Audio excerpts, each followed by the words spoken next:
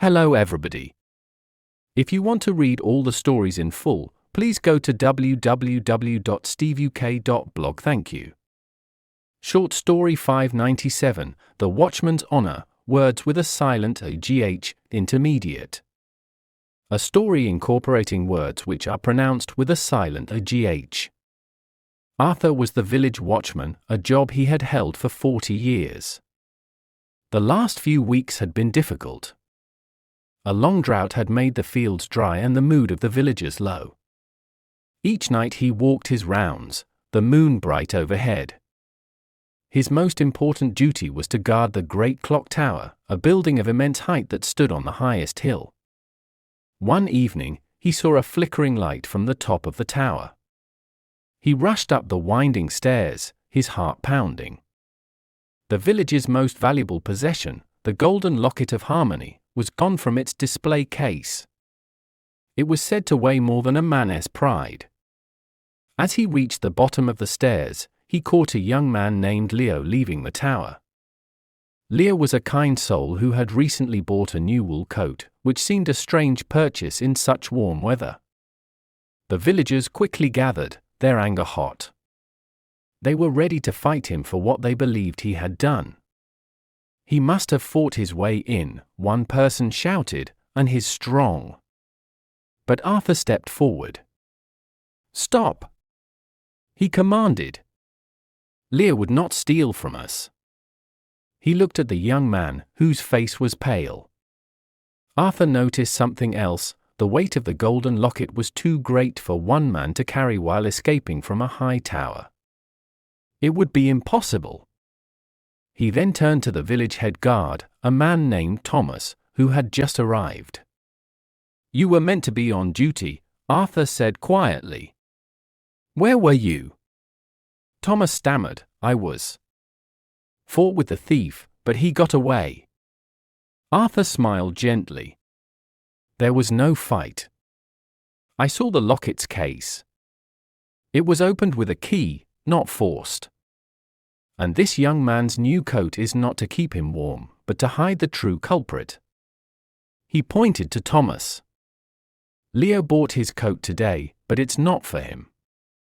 He bought it for the head guard's twin brother, who I saw running away tonight. The coat was a gift, a thank you for a planned robbery. The brother had the key. The real thief is the one who wanted to make it look like a fight. Thomas's face went white. The stolen locket, which had been hidden beneath a loose cobblestone nearby, was found. The next day, the drought ended and rain poured down, washing away the dust and marking a fresh start for the village. Arthur was celebrated as a hero, not for his strength, but for his wisdom and sharp eyes. Vocabulary notes.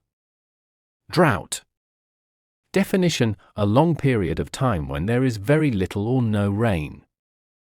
Example: a long drought had made the fields dry and the mood of the villagers low. Similar words: dry spell, arid period. Immense.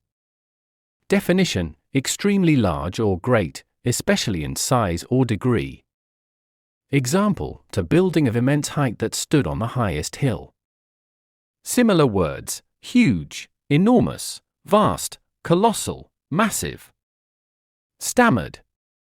Definition: to speak with sudden, involuntary pauses and a tendency to repeat the initial parts of words, often because of nervousness or difficulty in finding the right words. Example: Thomas stammered, I was. Fought with the thief, but he got away. Similar words: stuttered, faltered, hesitated. Culprit. Definition: a person who is responsible for a crime or other misdeed. Example: but to hide the true culprit. Similar words: offender, wrongdo, perpetrator, lawbreaker. Cobblestone. Definition: a rounded stone used for paving a street or path. Example: the stolen locket, which had been hidden beneath a loose cobblestone nearby, was found.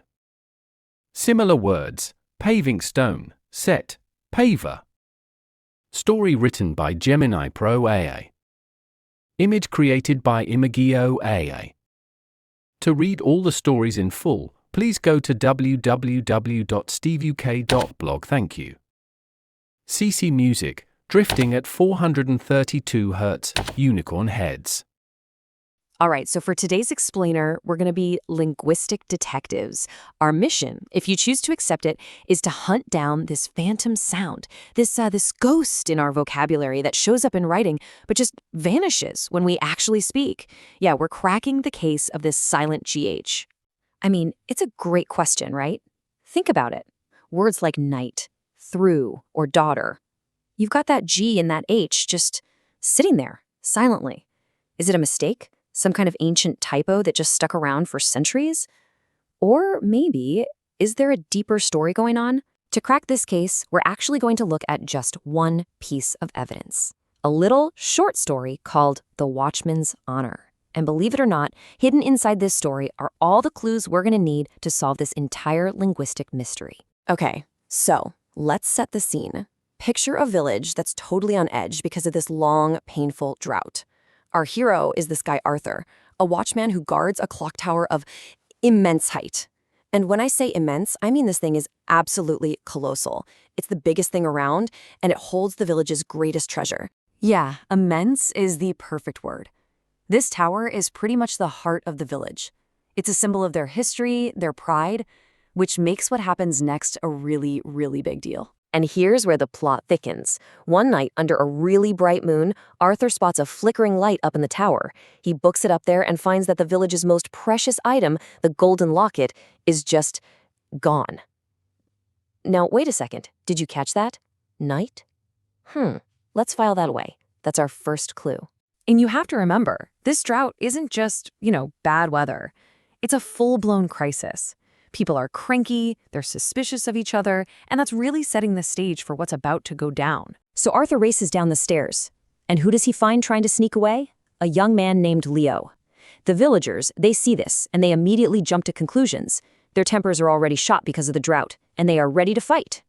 And there's our second clue word, fight. The crowd is yelling, pointing fingers, and someone screams, "He must have fought his way in."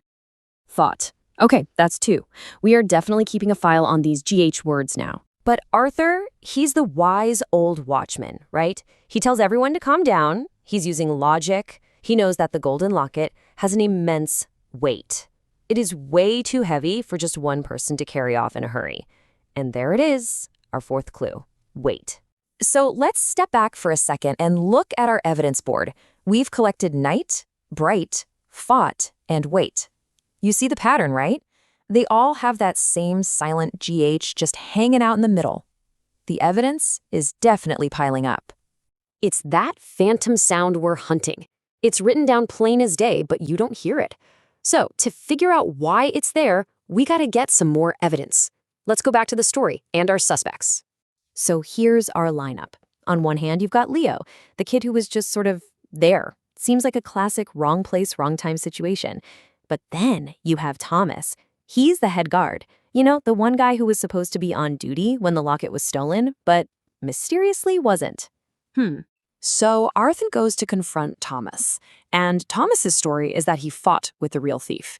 Yep, there's that word again, but he was overpowered. But its story is super weak, and the way he tells it is even weaker. He actually stammered the whole time he was making his excuse. I mean, come on. Stammering while you're describing a heroic fight? That is a massive red flag. Thomas is so obviously hiding something.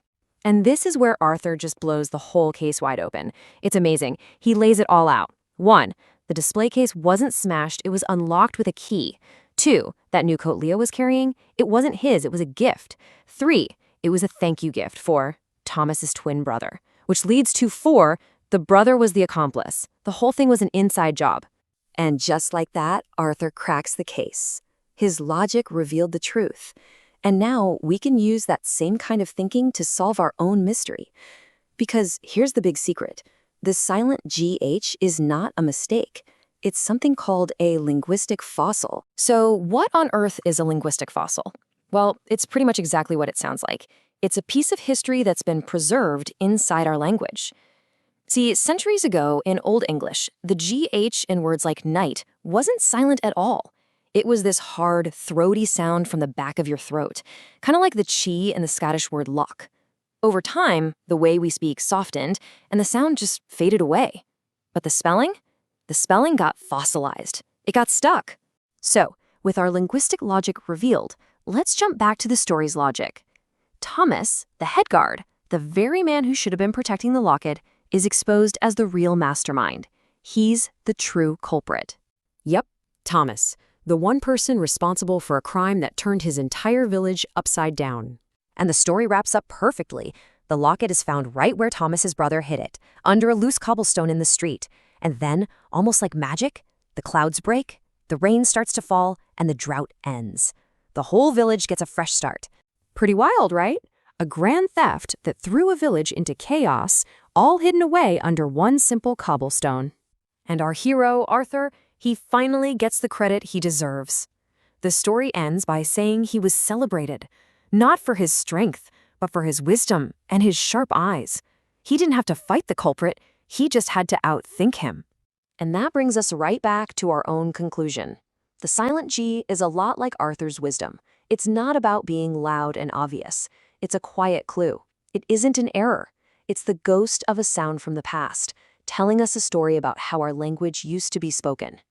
It really just goes to show you that the words we use every single day are like little archaeological sites, just packed with history. So the next time you see a silent letter, don't just dismiss it. Ask yourself, what story is it trying to tell?